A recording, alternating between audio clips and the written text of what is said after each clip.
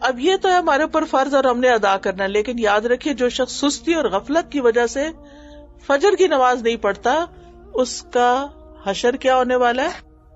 بخاری کی روایت ہے، صحیح بخاری میں آتا ہے، سمرہ بن جندب سے روایت ہے، نبی صلی اللہ علیہ وسلم نے خواب بیان کرتے ہوئے فرمایا، انہیں خواب میں دکھایا گیا، اور نبی کا خواب کیسا ہوتا ہے؟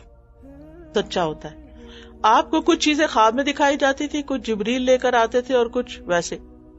فرمایا جس کا سر پتھر سے کچلا جا رہا تھا، یعنی خواب میں آپ کو دکھایا کہ ایک شخص تھا جس کے سر پہ پتھر پڑتا تھا، وہ پھس جاتا تھا، پتھر دور جا گرتا تھا، پھر وہ مارنے والا پتھر اٹھا کے لاتا، سر پھر ٹھیک ہو چکا تو پھر مارتا. پھر وہ شخص قرآن کا حافظ تھا لیکن وہ اس سے غافل ہو گیا اور فرض نماز پڑھے بغیر سویا رہتا تھا، سو جاتا تھا، یعنی عشاء چھوڑ دی، کبھی فجر چھوڑ دی.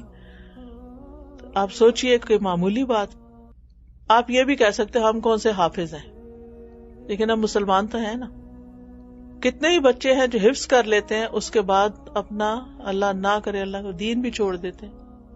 میرے پاس ایک ماں آئی، بیچاری بہت تکلیف میں تھی، وہ کہہ لگی میرے بچے کو قرآن حفظ ہے اور ابھی بھی اس کو ایسے حفظ ہے، لیکن وہ اس کا بلیف ختم ہو گیا، وہ مسلمان نہیں رہا. اس کو پہلے شک آیا، پھر شک کے بعد اس کو ایسے دوست مل گئے، ایسے لوگ مل گئے، انہوں نے اور بھٹکایا، اب وہ آؤٹ ہے.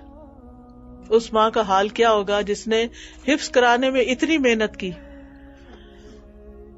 دنیا میں ہر جگہ فتنے ہیں لیکن یہاں زیادہ ہیں، اس ماحول میں زیادہ ہیں. اس لیے بہت ضروری ہے کہ آپ کے اپنے عمل کا نمونہ جو ہے وہ اپنے بچوں کے سامنے رہے تاکہ انہیں بھی عمل کرنا آسان ہو.